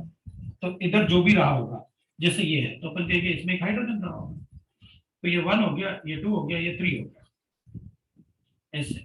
तो ये वाला एस हो जाएगा, इसमें एक आर हो जाएगा, एक एस हो जाएगा, तो दो प्रोडक्ट बन गए। तो ये वाला एक हो जाएगा, अगर ये एस जिसे अपन कैलकुलेट करें, ये 1 आ जाएगा, ये 2 आ जाएगा, और अब ये तो अवे फ्रॉम द व्यूअर है, ये सबसे छोटा होगा, तो इसको लेके आना पड़ेगा, तो बना लेंगे अपन, तो अपन इधर अपन बना लेंगे, एक आर है एक एस है, ये वाला तो वही रहेगा, अगर ये ऐसा तो एस एस हो जाएगा, ये आर एस हो जाएगा, तो दो प्रोडक्ट होंगे, that is the product. Number पूछे थे अपन बता दूं, तो इस पे थोड़ी रेशमाइजेशन होगा। 12th वाले में अपन को गिवन है, अब देखिए अपन को एक कंपाउंड ऐसे गिवन है 12th वाले में, दैट इज एन एस्टर। अब अगर मान लो मेरे पास एस्टर ऐसे गिवन है, ये एस्टर है, और इसमें आपने कहा कि PHMgBr एक्सेस में ऐड करो, PHMgBr मुझे एक्सेस में ऐड करना है, तो अपन कहेंगे यहाँ ये अटैक करो, SN2H से ये बना दूंगा, फिर एक्सेस में लिखा है तो PHMgBr फिर अटैक कर दूंगा, तो ये पीएच अटैक करेगा 3 डिग्री अल्कोहल बन जाएगा, ये आर होगा, एक OMgBr होगा, फिर हाइड्रोलिसिस करके OH बना दूंगा, 2 पीएच आ गए, ये प्रोडक्ट है भाई, ये प्रोडक्ट बना दूंगा मैं। तो अब अपन कहेंगे जो कंपाउंड गिवन है उसका बताओ, ये तो मुझे समझ में आ गया, ये क्लास में बताया, तो अपन कहेंगे ठीक है इसमें भी ऐसे ही कर देते हैं। तो आपने क्या किया, PHMgBr है, तो ये तो पीएच नेगेटिव इस पे अटैक करेगा, ये हटा लूंगा, आपने हटाया तो ना,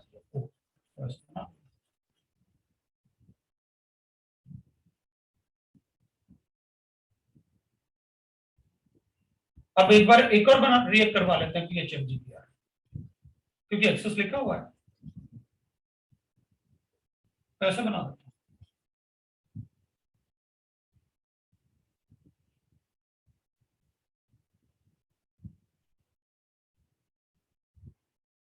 अब वाटर के साथ रिएक्ट कर दो, अब वाटर के साथ रिएक्ट किया ना आपने, तो ऐसे बना दो, हाइड्रोलिसिस किया आपने, क्या बना आपके पास, इधर OH कर, 2 पीएच बन गए, एक OH बन गया, ये लो प्रोडक्ट हो गया, that is the product of the reaction, C answer, ये आपका प्रोडक्ट। किसी को डाउट है तो बोलो।